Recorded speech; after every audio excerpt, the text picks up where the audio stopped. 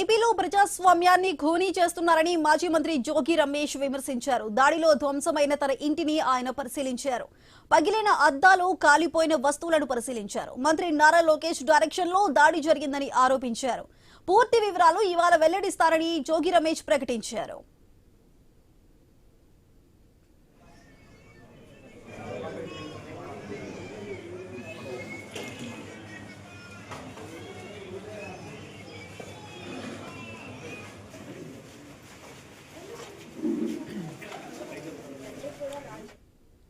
ఏపీలో ప్రజాస్వామ్యాన్ని ఖూనీ చేస్తున్నారని మాజీ మంత్రి జోగి రమేష్ విమర్శించారు. దాడిలో ధ్వంసమైన తన ఇంటిని ఆయన పరిశీలించారు. పగిలిన అద్దాలు, కాలిపోయిన వస్తువులను కూడా పరిశీలించారు. మంత్రి నారా లోకేష్ డైరెక్షన్ లోనే దాడి జరిగిందంటూ కూడా ఆరోపించారు.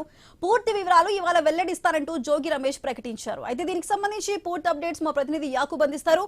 యాకూబ్, చెప్పండి, జోగి రమేష్ తన ఇంటిపై జరిగిన దాడికి సంబంధించి కంప్లైంట్ ఏమైనా ఇచ్చారా? అసలు ఎటువంటి విషయాలు వెల్లడించబోతున్నారు?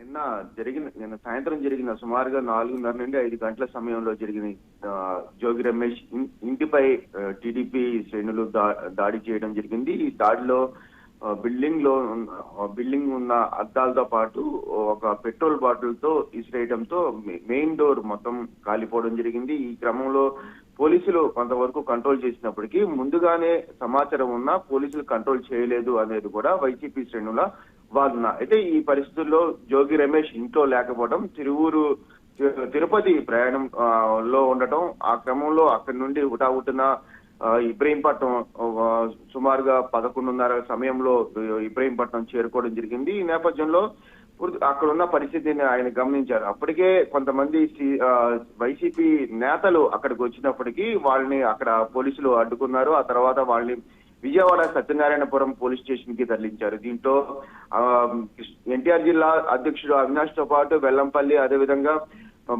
అన్ని నియోజకవర్గాల ఇన్ఛార్జీలు కూడా రావడం జరిగింది. వీరందరినీ సత్యనారాయణపురం పోలీస్ స్టేషన్ కి తరలించడం జరిగింది. అయితే అనంతరం జోగి రమేష్ సుమారుగా 11:30 తమ ఇంటి వద్దకు వచ్చి పూర్తిగా అక్కడ ఉన్న పరిస్థితిని ఆయన గమనించడం జరిగింది. అయితే ఆయన కీలక వ్యాఖ్యలు చేశారు. మళ్ళీ ఒక పక్కన చంద్రబాబుతో పాటు లోకేష్ రెడ్ బుక్ పాలన పాలిస్తున్నారని, దానివల్ల ఇటువంటి ఘటనలు జరుగుతున్నాయని టీడీపీ నాయకుల్ని, కార్యకర్తల్ని రెచ్చగొడుతున్నారు అనేది కూడా ఆయన వాదన చెప్పారు. అయితే ఈ రోజు సుమారుగా 11 గంటల సమయంలో మళ్ళీ మీడియాతో మాట్లాడతానని, అప్పుడు పూర్తి జరుగుతున్న వివరాలను వెల్లడిస్తానని కూడా ఆయన మాట్లాడడం జరిగింది. ఈ పరిస్థితుల్లో రాజకీయాలు కొంత హీట్ ఎక్కుతున్నాయని కూడా చెప్పుకోవచ్చు. మరో పక్కన ఇప్పటికే 2 మంత్రులపై దాడులు జరిగాయి. ఇళ్లపైన దాడులు జరగడంతో కొంత వైసీపీ శ్రేణుల్లో పూర్తిగా ఎక్కడికక్కడ నాయకులు తమ ఇళ్ల దగ్గర కానివ్వండి, ఆఫీసుల దగ్గర కానీ కార్యకర్తలు జాగ్రత్తలు తీసుకుంటున్నారని చెప్తున్నారు. ఇటువంటి ఘటనలు జరిగితే ఈసారి మటుకి ఉపేక్షించేది లేదు అనేది కూడా ఇప్పుడు జోగి రమేష్ చెప్తున్న పరిస్థితి. అయితే మరికొద్ది సేపట్లో జోగి రమేష్ ఇంకేం మాట్లాడతారు? రాజకీయాల పట్ల ఇప్పటికే పూర్తిగా ఆయన దుందురుగా ప్రవర్తిస్తారు కాబట్టి ఇప్పుడు ఏ విధంగా రాజకీయాలు ఉండబోతున్నాయి అనేది కూడా హాట్ టాపిక్ గా మారింది.